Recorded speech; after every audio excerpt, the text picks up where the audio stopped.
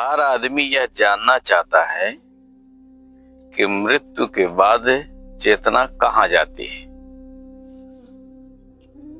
हर आदमी ये जानना चाहता है, साधु हो, संत हो, राजा हो, महाराजा हो, सब ये जानना चाहते हैं।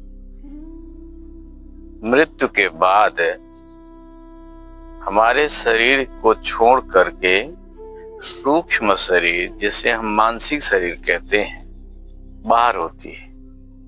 और जब वह बाहर हो जाती है तो गुरुत्व बल से वह मुक्त हो जाती है, उसमें गुरुत्व बल का प्रभाव नहीं पड़ता, इसलिए वह धरती के गुरुत्व बल में नहीं खिंच पाती, वो उड़नशील हो जाती है, धरती के गुरुत्व बल से ऊपर हो जाती है।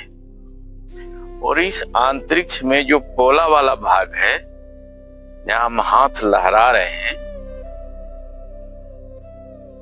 जो जैसे हल्की आत्माएं होती हैं जिनमें भौतिक तत्व कम होता है, उनमें भौतिक तत्व के कण कम चिपके होते हैं, जैसे पद, मद, धन, मोह, वासना, लोभ, लालच, ये सब भौतिक कण हुआ करते हैं, इनके गुच्छक हुआ करते हैं। और जो मानसिक शरीर में ये चिपके रहते हैं तो वह चेतना उड़नशील नहीं हो पाती, अक्सर वही फिर प्रेत योनि इधर उधर भटकते रहते हैं। और जिनमें ये भौतिक तत्व के कण कम चिपके होते हैं वह उड़नशील हो जाती है। कुछ समय तक के लिए उसके भी जो हल्के फुल्के भौतिक प्रभाव होते हैं वह हटते हैं, और हटने के बाद वह इस अंतरिक्ष में कहीं भी किसी भी जगह विश्राम ले लेती है, ठहर सकती है, चलायमान हो सकती है,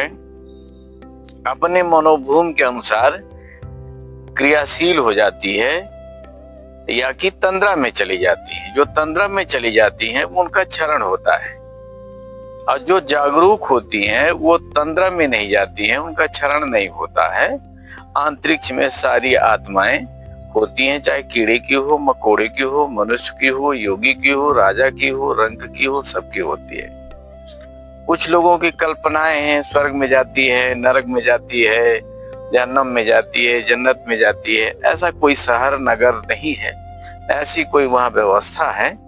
हमारी चेतना जो ऊर्जा की तरंग है, और ऊर्जा के अंदर ही वह अपने को स्थिर कर पाती है, और ऊर्जा के भीतर ही वह शांति और सुकून पाती है। आप समझ गए होंगे कि मरने के बाद हमारी चेतना अंतरिक्ष में रहती है। यह अंतरिक्ष ऊर्जा का सागर है, इसी में हमारा आप सबका ठाम ठिकाना है।